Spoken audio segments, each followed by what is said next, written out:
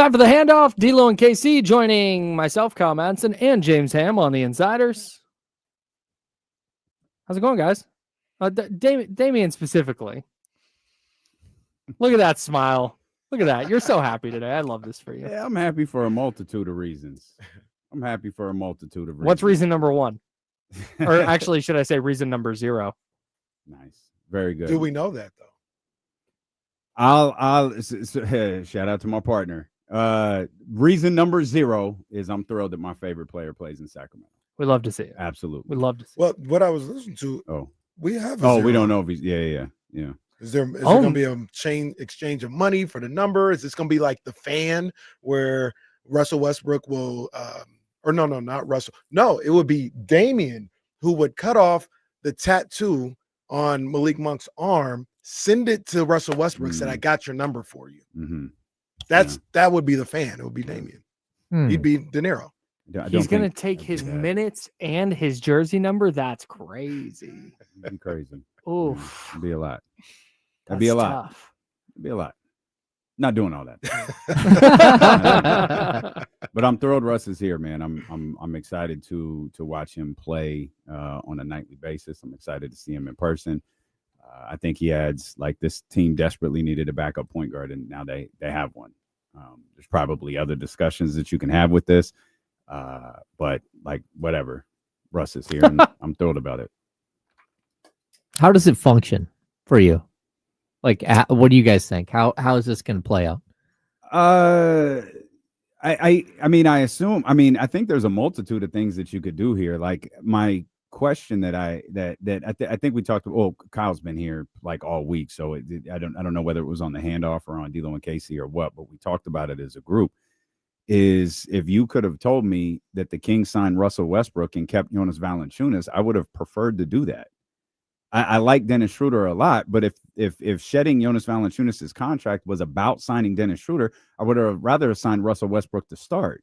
I think they're comparable players, and I think there could be a situation, Kyle, I heard you bring this up earlier, where maybe Dennis Schroeder isn't doing exactly what you want to, and maybe Russell Westbrook becomes a starter.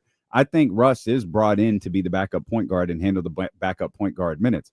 But I do believe that there's a scenario where maybe something's off with Dennis. Maybe it's not going well. Maybe Dennis is missing time or whatever, and Russell Westbrook slides into that first spot.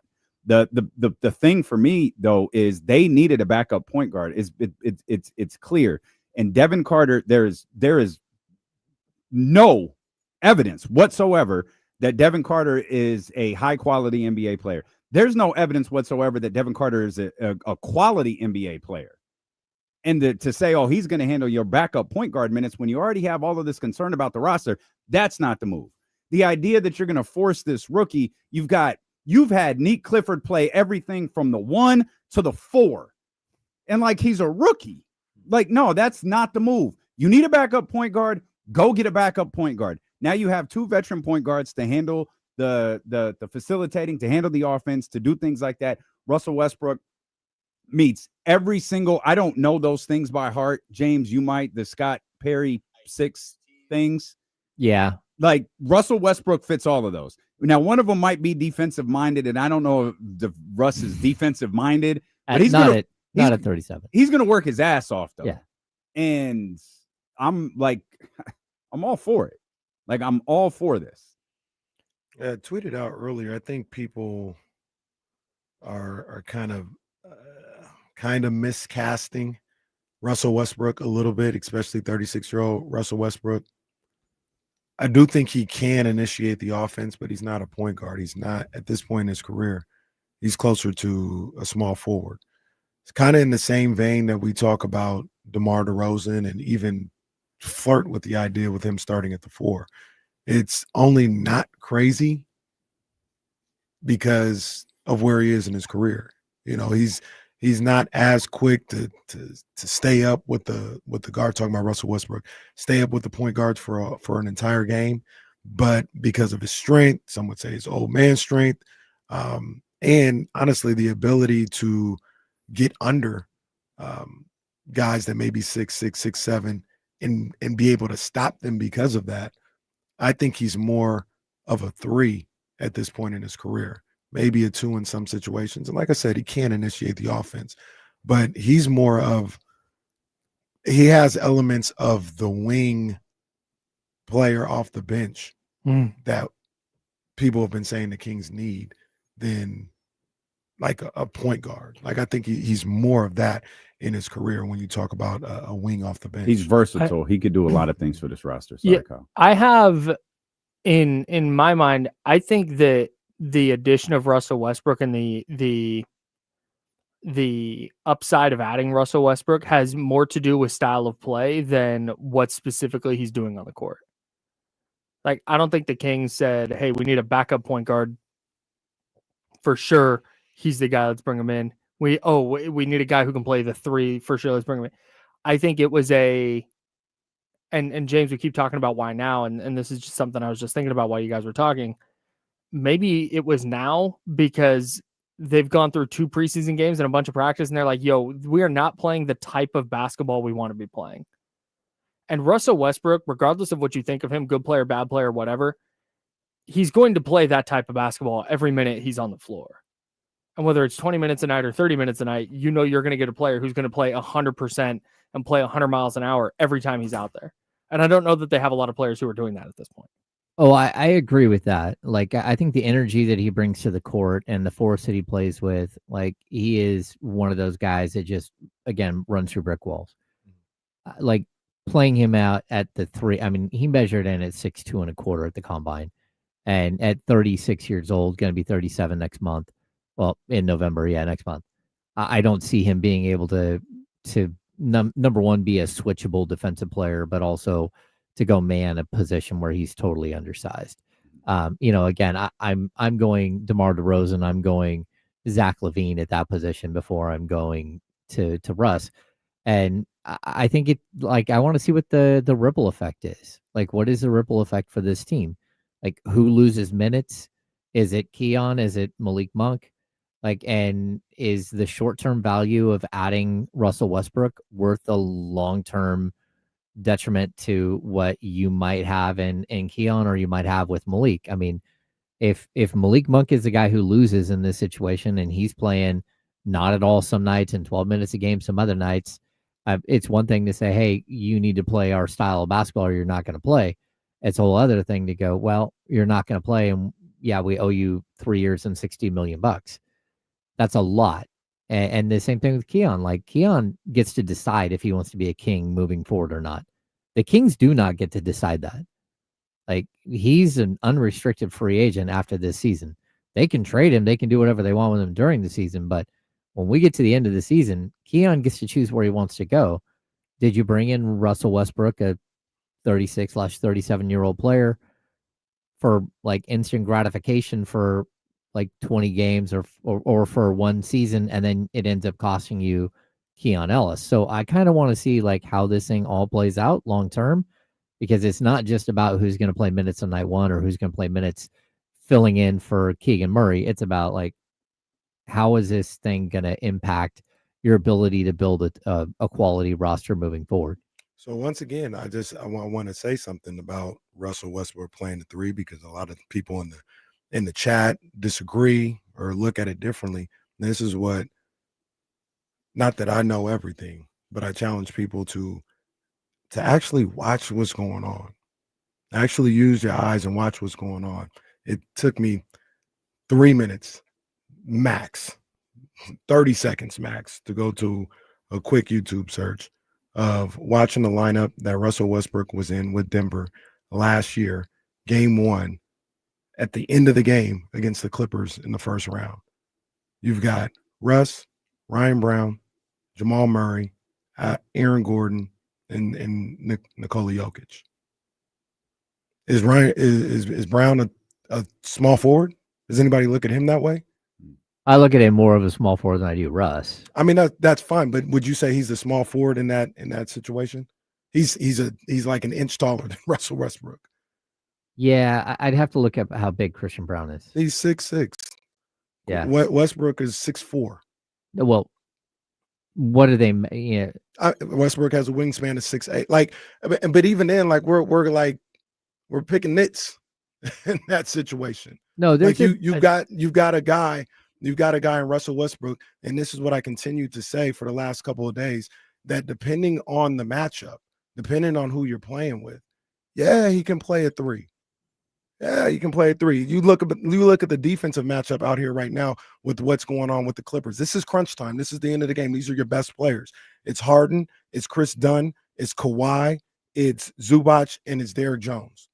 Yes, you can play Russell Westbrook to make you guys happy in this terminology in a 3-guard lineup. It's not this ain't 1993 no more where you got to deal with Charles Oakley and all this other stuff. We saw there are ways that you can get guys 3 guards out there, and you're not losing the battle by 5 inches against some of these small forwards and power forwards. We saw Dennis Schroeder, Malik Monk, and Keon Ellis on the court together like 3 days ago. Mm-hmm. Yeah, that's going to be the question. Yeah, the thing for me with what position does Russell Westbrook play has nothing to do with like, does this help the Kings win games? It's less about, it's more, okay, cool. Russell Westbrook, they can play him at the quote unquote 3. It just changes the amount of minutes, who's losing minutes, who's not playing those minutes instead. Well, Devin Carter doesn't get off the bench, nor does he need to. Yeah, I would agree. Fine. I agree. And then like there's, I don't know whether it's Malik. I don't think it's Keon because again, when you trace this off season, there's fan support or not, there seems to be a lot of glaring evidence that maybe this regime isn't all in on Malik Monk. Facts. So if I had to guess as to who might lose minutes, if someone were to lose minutes, it's probably Malik. Yes. That is a guess. I feel like it's a mildly educated one. Yeah. Yep. It's connecting dots. I don't think that the situation, and maybe I'm wrong, James, you're far more connected to this situation than I am. I feel like the situation, I don't feel like Keon was like, hey, kid, we're not going to resign you. We'll talk about it next offseason. I could be completely wrong, but I do not feel like that was the conversation. I think the conversation more lied in, hey, we're going to try to work some things out. Our intent is for you to be here. There is no reason to believe that Keon Ellis doesn't fit what Scott Perry, and thus I also think Doug Christie want here in the Sacramento Kings uniform. Agreed. How that works out between Russ and the King, how that works out between Keon and the Kings, I don't know. But I'm of the belief Keon Ellis is going to be here for the quote long term. I hope that he is, but like, let's not act like he was happy about what happened this offseason. Well, let's also not act like he's the greatest defender we've ever seen in history who contributes so much. Like, I like Keon a lot, but man, we go psycho overboard with our takes on Keon Ellis. He's a good basketball player. He's a great addition to the roster. Mm-hmm. Well, no. That's the end of the story to me. I get that, but there's a big difference between him getting $2 million a year and him getting 10, 12, 14 million. Sure. And that's where we're at right now, where he didn't have a choice. They picked up his team option at $2.3 million or whatever. But why is that looked at so sideways when this entire offseason across 30 basketball teams has been about business and finances? Mm-hmm. Oh, yeah. But like it's not exclusive. Oh, Kings. The whole league did this. Totally. It befuddled us for an entire summer. The thing, I agree with you. I don't think Keon cares. If Keon's pissed, Keon's going to be pissed. Whether the Kings did something wrong or not. The Kings might have done this the exact business right way. You take the $2 million this year, it frees us up. We can talk about this later. That's what we're doing here. But Keon might have been like, what the hell? Like, out of all of these situations, Quentin Grimes, Jonathan Kuminga, Josh Giddey is the only one who's probably cool. Even that he wanted more. Yeah. Okay. Also, well, settle down. like, calm down. He signed a contract that perfectly fits what I think he gets on the market. No, maybe I think right. lower of Josh Giddey than other people do, but I feel like that's a solid deal he signed. I agree completely. No one else is happy. Yeah. Cam Thomas scores 20-something points a game. And they're like, yeah, then we act sorry, like that bro. doesn't matter. Like he averaged, here, I think, 2 more points a game than Zach LaVine. Oh, well, here's your $6 million or $7 million, whatever the qualifying offer is. Yeah, and I would say this too. Like, they can Jordan Clarkson signed a league minimum. Like that. But at like 33 years old. At like 33, he signed a league minimum. Is 33 geriatric? In the NBA at this point. How old was DeMar when he signed his contract? Now, Jordan Clarkson and DeMar DeRozan aren't the same thing, but in a different market. Doesn't Jordan Clarkson net a bigger, if money was important to him, if money was a factor in what we would consider a regular NBA market, wouldn't Jordan Clarkson net far more than the vet minimum? Well, yeah, but Jordan Clarkson did what most veterans at 33, 34 do. They go to a big market who's got a chance to win a title. I disagree. I think they do that at 36, 37. Some of them. I think a lot of those guys sign contracts that Unless Jordan Clarkson doesn't want to keep playing until he's 36 or 37. We told you in the summer that Russell Westbrook was signing here. Yes. We gave you the definitive reasons as to why Russell Westbrook was coming here. Yeah. We've had it confirmed time and time and time and time again that Russell Westbrook would be a Sacramento King. Mm-hmm. We talked about this also all summer, and guys have different reasons. Mm-hmm. Whether those reasons are winning a championship, mm-hmm.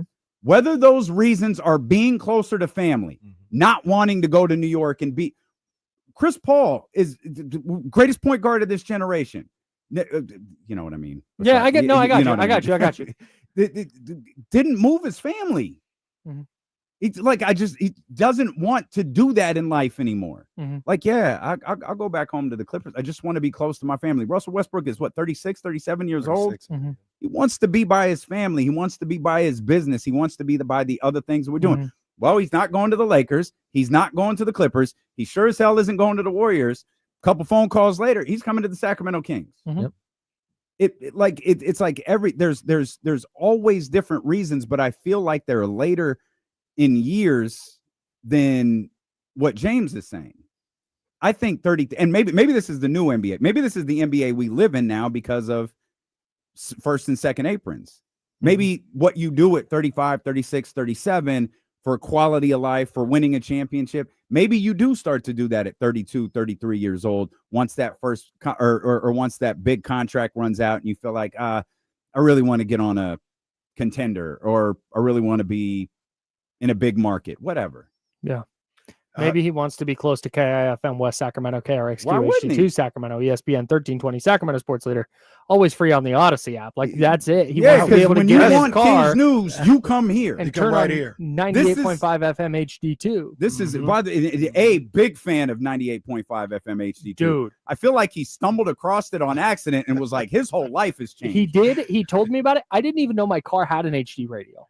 So he told me that too. I have been powering through the 1320 signal by my house for years. Mm. And I flip over to HD2.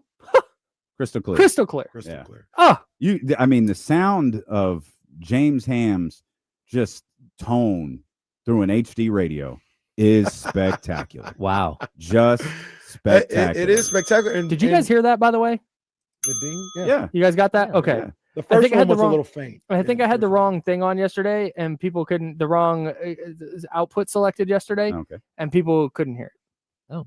By the way, I think. the one time before I got the new car, I went out to Dublin. I got 1320 all the way to Dublin in the AM. AM? Dang. It was that time I Hell went yeah. to the Giants game. Oh, that's right. Oh, Yeah. yeah. We talked about that. Yeah, we all talked the way to about that. Dublin. So I think I think the signing of Russell Westbrook is cool. I like it. Obviously, I like Russell Westbrook as a player. It's one of my favorite players since he's been in the league to watch. So that's dope. But I also think that he's still a real productive player. We talked about it last year during the playoffs. Nobody's blind to the fact that Russell Westbrook, at least last year with Denver, was trick or treat, was feast or famine. There didn't seem to be a lot of in between, especially in the playoffs. He was either going to be really good and an X factor towards winning, or he was going to have a rough game. And that's perfectly fair to isolate it to the playoffs. He was feasting a lot during that regular season, and there is a very, very, very fair argument. Denver is not in the position that they were last year without Russell Westbrook. Agreed. He was a Playoffs he was a vital factor. playoffs. For that team. That's where I think the 36-year-old thing came into play. Mhm. Like that the depth on the Denver Nuggets, which they addressed this offseason, salute, but the depth on that Denver Nuggets team was awful. And it really boiled down to Ramona Shelburne had some sort of article on it, this was the premise of it as she trashed Russell Westbrook for like 17,000 words. But it was essentially Russ is literally the only one they can count on. And if it's a bad Russell Westbrook night, they're going to lose. If it's a good Russell Westbrook night, they're probably they're either going to win or they're going to have a chance to win. But a bad Russ night, you have no shot because you don't have player 7, 8, and 9 on that version of the Denver. They didn't have a lot of creators. No, they didn't have anything. No. Yeah. I'm gonna tell you another thing that I feel like I see. Like Michael Porter was as healthy as a San Francisco 49er. Well, no arms. Dang. Well, may I be your boy. Something else that sticks in my mind. And you look at some of these guys that are on the Kings this year. I remember last year, before the play-in game, I was talking to somebody who would know, who would have this type of conversation with a Doug Christie. And I said, how does Doug feel right now? Like, how does he feel, going into this game? And he told me, he said, Doug, he thinks they can get it done tonight, but he's only really confident about two guys, and not about if they're good players or anything, but like, we're going into a playoff situation, win or go home. I hate to overuse this word, but I need some dogs. I need some people that I know I can go in the foxhole with, and we gonna fight. He said he feels like he got like 2, maybe 2.5 of those guys right now with where their mind was at that time and what was going on. And you look at him coming back and having a DeMar DeRozan there. And he didn't tell me which guys it was, so I literally don't know. But he was just like, he feels like he's got like 2.5 guys. Sure, I won't have an answer for you. I think DeMar is one, and I think Keon's the other. I think DeMar is definitely one. But I say all that to say, they're getting more and more to the point where if he's in that situation again or he's starting the season, I think that number's up to like 3 or 4 or 5 when you talk about it in a Schroeder, and now you talk about a Russell Westbrook. And Kyle, I think you pointed it out earlier. He's talked about in this preseason, we got two games that we're playing every game. The game to win the game or in the game to win the fight. We might not always win the game, but we better not never lose the fight. And I think that's the philosophy of this organization. And piece by piece, it feels like you're starting to see that they're like, this is how we're going to start building this. We need people, A, that want to be here, and people, A, that people are going to compete. I need some competitors around here. And I don't even know if Russ is, I don't know why it happened right now, but I don't think it's an overreaction to a whole lot of stuff. Because like Damian said, we've been telling you this was going to happen since the summer. It's been confirmed a number of different times that it was going to happen. I don't know what took so long. I don't know why it only happened today. But the fact that it happened, it got to the point where we would have been less surprised if it didn't happen from all the things that we were hearing. And I just think that's more surprised if it didn't happen. Kyle, you brought up the point earlier, the reserves versus starter splits. Oof. It's not pleasant at all for Westbrook. And, he started 36 games last year. He came off the bench for 39. And the games he started, he shot 50% from the field, 33.8 from three. And the games he came off the bench, 39.2% from the field. That's a huge drop from 50 to 39 and 30.8 from three. His offensive rating was 110 versus 114 defensive rating as a starter. Off the bench, it's a 98 to 116. He's coming off the bench here, at least initially. So, he's going to have to figure out how to be impactful off the bench, which I know isn't easy for a player who started for years and years and years. But, if he's going to be here in Sacramento, he has got to find a way to be impactful off the bench and not just as a guy who needs to start. He was impactful last year off the bench for a winning team in Denver. That's not nothing new to him. No, I'm literally telling you that he shot 39.2% and 30.8% from three. He was not impactful as a reserve. He was a negative offensive rating versus defensive rating. He has a negative 18. How many games did Russ start last year? Do you have that? He started 36. He came off the bench for 39. And how many? Okay. Thank you. Yeah, his splits are jarring. They're jarring, like him versus a starter versus coming off. So let's do this then, because everyone has a better idea of what we know what the Kings are. You're going to act as the attorney, which you have great experience at, because of course, Mrs. Ham, attorney at law. I'm not an attorney, but I do sleep next to one every night. Very good. Very good. What do you do instead? If you're the Sacramento Kings, what do you do instead? It was a good, Kyle, we had this sort of like, what would you have done differently this offseason? And I think the first thing is I wouldn't have wasted 3 months chasing Jonathan Kuminga. Like, I mean, unfortunately, because you got to the point where you didn't get him and then you didn't have someone else. What did they miss out on? What did they miss out? Well, yeah, like you said, you wouldn't have wasted 3 months chasing Jonathan Kuminga. What did you miss during that time? I didn't miss out on nothing. Well, that's the thing. There had to have been someone else available at some point during the offseason that you could have chased instead of. I mean, Kyle, maybe Amir Coffey, maybe, but that's what we talking about. Amir Coffey.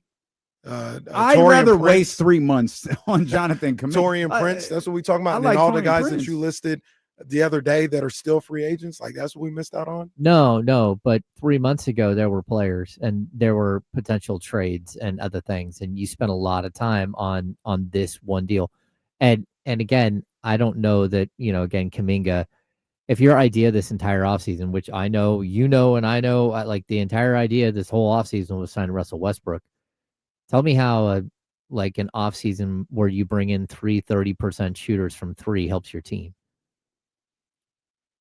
And three heavy usage, 30% shooters from three helps you change the trajectory of your team. And that's the tough thing. Like, and you add them to the fact that Domas doesn't shoot enough. You add them to the fact that DeMar DeRozan is another 31% shooter from three. Like, this is modern NBA basketball. So one of the ways it could help you out is, like I said, like I mentioned earlier, having somebody that Doug Christie can rely on and believe in and can put out there on the court, whether it's off the bench or starting, and believe, I know what I'm getting from them. I know the level of intensity. I know the level of competitiveness that I'm going to get from this player. That could help Doug. Number two, you've mentioned it before, Russell Westbrook is a good rebounder. I think Russell Westbrook, in certain situations, once again, we're not talking about a perfect player. We're not talking about a flawless player. But I do think he's a better defender, especially defending threes than people give him credit for. I think, and we're talking about a team that can't play defense, correct? That's bad defensively, right? Yeah, you did not get better defensively with Russell Westbrook. And you didn't get better defensively with Russell Westbrook as a potential three. So I don't think they got better or worse, though. That's what I'm saying. Like you this took doesn't a step move back. the needle for me. But I took don't a step back by signing him. No, well, I mean, we have to see how it looks on the court. But at this point in their career, we can say that about saying that you didn't get better. Yeah, but we can say we have to see how it looks on the court. On the defensive end of the side, we can't be side definitive. Of the ball, we can't be definitive on one end. And then when I ask you the alternative, say we got to see how it plays on the court. I'm saying we need to see how it play on the court for both sides. Yeah, they could get worse. I don't think that there's a sizable difference between a nearly 37-year-old Russell Westbrook defending and what we've seen from Malik Monk. Like, again, he is a much better rebounder than Malik Monk. But at this point in their careers, he's probably a better passer. He's a better passer for sure. He's probably better everything except score, because let's not pretend like Malik isn't feast or famine. Yeah. Oh, no, definitely is. The truth of the matter is, and I'm not saying this is a good thing. I'm not saying this is like, this is great for the Kings. It's the unfortunate reality, you can make the argument, and Damian did earlier. I remember in the summer when we were talking about this. Russell Westbrook might be the best player off that bench right now. He might be better than all them people on the bench today. He Look might at the be. bench. Yeah, I don't think the bar is super high, so I don't hate that. I mean, that's the real. People acting like you signed some scrub. He's better than all these. He might be better than all these people on the bench. I don't know if it's that he's a scrub. I think there are people who are wondering about the fit when they have so many guards already. Yeah, Sure, and that's I think some of that's, the and I don't hate that critique. Some of the people that aren't as good as him just get pushed to the back. I think it's Malik. You said it earlier. That's the route on the table here. This is not about Keon. This is not about Nick Clifford. This is about. I think Malik Monk is not the type of player that they want. I don't think think that's it's the not bottom that he's line not here. the type of player that they want. I Then think what it's- is it? They don't want Malik, which is not the same thing. See, I'm like playing with your words a little bit there, but I think you're right. Like Malik isn't the type of player. No, it's that Malik is not the player they want. see, there's two things though that Let me holler at Edgar real quick. We're acting like Malik Monk wasn't six man worthy. Sweetie, what year was that? Because I could also talk about Russell Westbrook's triple doubles. Yeah, he averaged a triple double 5 times. I could do that too. Yeah, but tell me what year Malik was 6th man of the year. He should have been Or six should man have of the been year 6th man of the 2 year. years before. 2 years in a row before last season. And then last season he wasn't eligible. Well, I don't know. They change eligibility rules all the time, I guess. Hell, he could have won it last year with all the games he started. Yeah. But and once again, No, it's Exactly. I'm not Thank you. I'm not by any means saying that I know this or I'm 100% right about this. But I think I believe the issue in the minutes they're getting taken away is like Devin Carter, you got no shot of playing at this point. I think Malik Monk, while he may take a dip in minutes, I think he's still going to be out there. Once again, I think coming off the bench, Russell Westbrook is going to play a lot more quote unquote three, or you use a 3-guard lineup with Keon, Malik, and Russ more than people want to give it credit for. And I think Russ and Keon are playing. I do too. I think Malik is still going to play. Like I said, play. The numbers might take a dip a little bit, but one of the things, if you want to talk about being reactionary to something, I looked at those first 2 preseason games, and it was jarring to me, the drop off in guard play once the bench came in.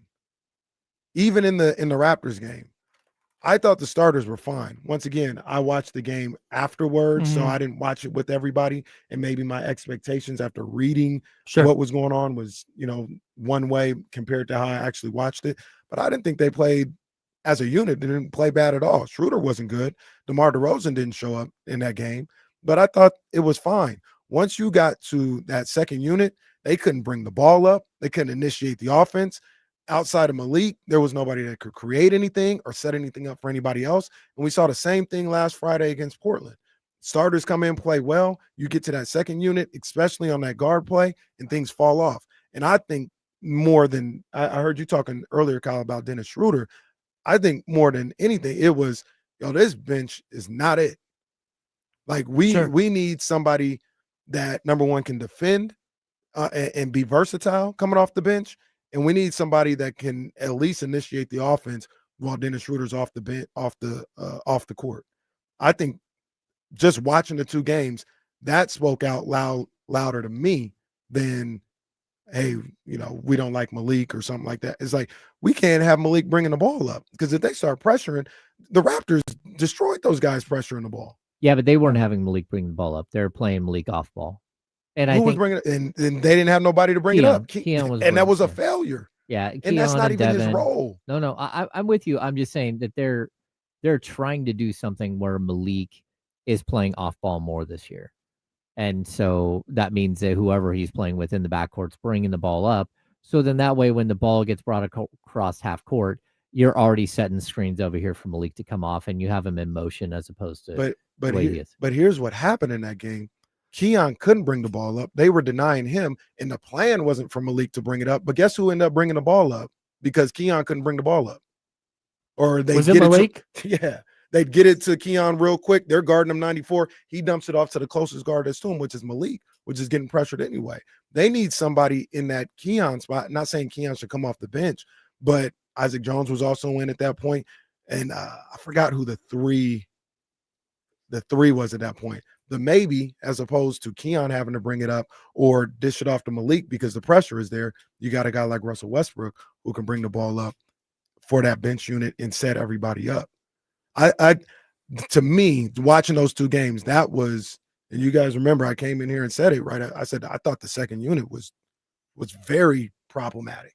Oh, yeah. And it didn't get any better on Friday. Well, but I'd also point out the second unit, I mean, the first unit on this team has played together outside of Dennis. The other four dudes have been together for a couple of years. Now you're down to 3. Yeah. The guys off the bench, like, okay, Malik and Keon have played together, but the rest of it was kind of a mixed bag.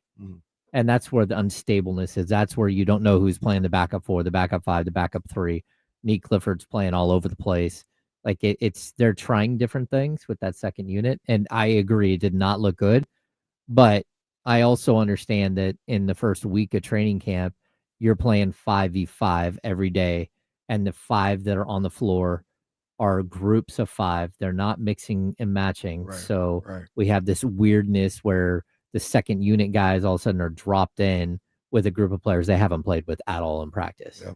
That's so fair. Yeah, it's a little difficult. I mean, if they're doing a full 5-man, line change and putting out the same group, and then they're not successful, you're like, okay, let's mix someone else into that group and see if they can get better. But when all of a sudden you see the 3-guard set that we talked about, the Dennis, Malik, and Keon, I don't think that group had ever played together at all one time in training camp, and then all of a sudden in a game they're there. And Doug talked about it before the game, said, hey, we're going to try some things tonight that these guys have never seen before. And that's sometimes when you try that stuff, it gets a little wonky. It happens. The Sacramento Kings just trying stuff. No, that's really what it feels like. Does it not Preseason. feel like they're just trying to accumulate as many players as possible to be like, hey, there's some combination in here that might work? Well, no, and they'll let it play out during the year. They're trying to figure something out without they're trying to figure something out based on the players that they have and what they can work with. Right. Like it's like I have to. When was this? So I know this wasn't put up today. This was put up 2 weeks ago. You know who the oldest team in the NBA is? The Clippers? That's what I thought. It's the Clippers. Yeah. The Warriors are second. Anyone want to guess who's third? Your Sacramento Kings. Wrong. They're fourth. No, they were fourth. Now they're third. Okay. So I wondered if it still works though. So Sacramento's third. Who's fourth? It's Houston. The Rockets. A title contender. Yeah. Who's fifth? It's another title contender. The Nuggets? It's the New York Knicks. Oh, well, yeah, that makes sense. And we're so fascinated by signing these old guys, and it's like, well, you've got a contender, the Warriors. You've got sir. That's the 56-win Golden State Warriors according to ESPN. Have some respect. So you know what? For me, you know what? I would believe that. Like, to me, it's either the theme of this conversation appears to be feast or famine. Mm-hmm. That team can win 56 games or they can win 40. Yeah. I don't think they win 36 unless you know what happens to know who. Don't do that to me. That's what I'm saying. That's what I'm saying. Hey, Houston, a contender. New York, a contender. I mean, you have the Bucks up there. You have playoff team.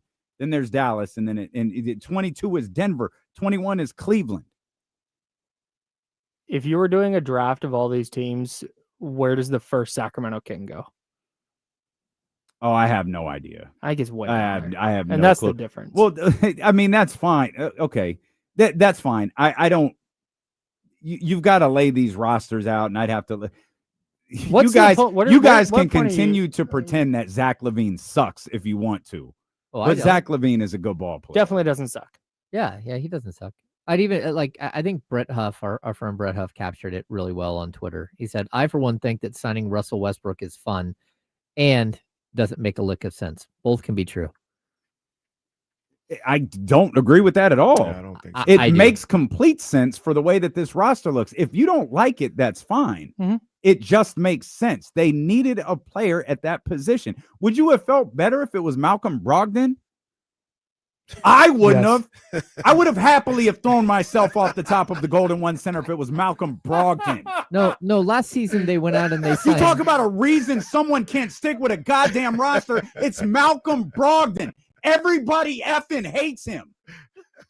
But no. you're 100% Sign correct. him because it's not Russell Westbrook, one of the most polarizing players in league history, Oh, for no, reasons known to absolutely nobody. You're He's gonna hit a 100% three. correct.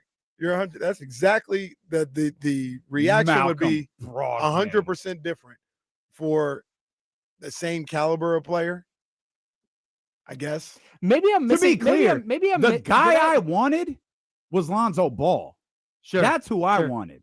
Mhm. And when that died shockingly fast, Yeah. it was Good like, trade for oh, give me Cleveland. Russ then. Yeah, absolutely. Like, give me Russ. Maybe hold I'm, on, hang Amir. on, hang on. Amir, Sorry. you have no idea, sweetie. Just wait. I'm just waiting for the insiders to leave out of respect. Just wait. Maybe I missed this Let's because cook.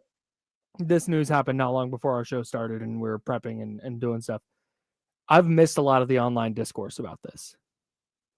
Is there a massive contingent of people that thinks this is just a god awful, like the season is over move? Yeah, they think it's stupid. No, I think there's a lot of people who are wondering what you're going to do with all of these guards, and the fact that you really, really still need to address finding his 6'7", 6'8" power forward. No, Okay, that's- hang on. no, I small don't want to get. forward. I want to. Yeah, go ahead, Kenny. No, let's just go get Jay Crowder then. If it's just So getting that's- some, you read the other day. You read the people that are available. Well, there's somebody Do that we, has to play. if we went and got any of those, do we feel better about the power forward position? Russell Westbrook is a better player, a way better player than anybody who's going to be 6'7" or 6'8". He's a way better than anyone who's available as a free agent on October 15th. He is. Yes. But I totally agree with that. That doesn't change the fact that you still haven't addressed the position of need on your team. Yeah, but I also don't think I agree with that. But we talked about this earlier. The Kings, if you're making a priority list, backup point guard's on there. I don't think it's number 1 or number 2, but it's definitely on there. Like they didn't add Jordan Clarkson. That Russell Westbrook does stuff that can help the Kings in some way, in my opinion. For sure. Yeah. For the record, I think Jordan Clarkson could have too, but I for do sure. too. He feels a little more redundant. Probably. with Yeah, Malik yeah, Monk sure, than sure. Russell Westbrook. Well, he's just Sure. an older version of Malik Monk. Yeah, it's Jordan just- Clarkson. Yeah, Better I don't- defender. No? Mhm. Sure. No? Okay. Sure. It doesn't Yeah, matter. no. It doesn't matter. Yeah. But so that's what I get because it's another guard, right? And that's been the thing for 3 years. Oh, the Kings got another guard. I get that, but this is a Hall of Famer who still put up 17, 6, and 6 last year, or whatever it was. He's not a bad player. He doesn't do everything the Kings need exactly, but I think there are a way that he tangibly helps. And once again, I would urge Kings fans to step outside of themselves a little bit and think about it from a let's just say Doug Christie point of view. Doug Christie wants to compete. Doug Christie wants he wants to compete first and That's it. foremost. He wants to win. He wants to compete every single night. So he's going to be down for people that he can go to compete with. That's what it is.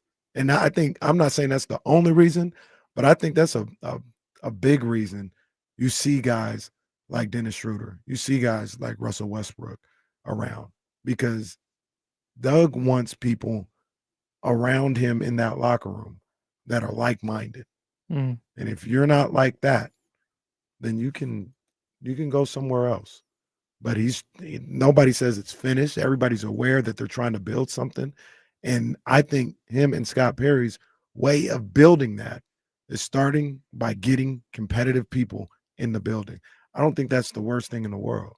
No, I agree. But still, length is important.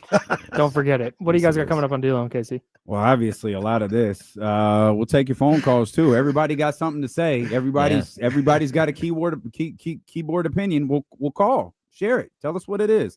Trista, James is today's Wednesday. James is coming back. So yeah, we've got a lot ahead.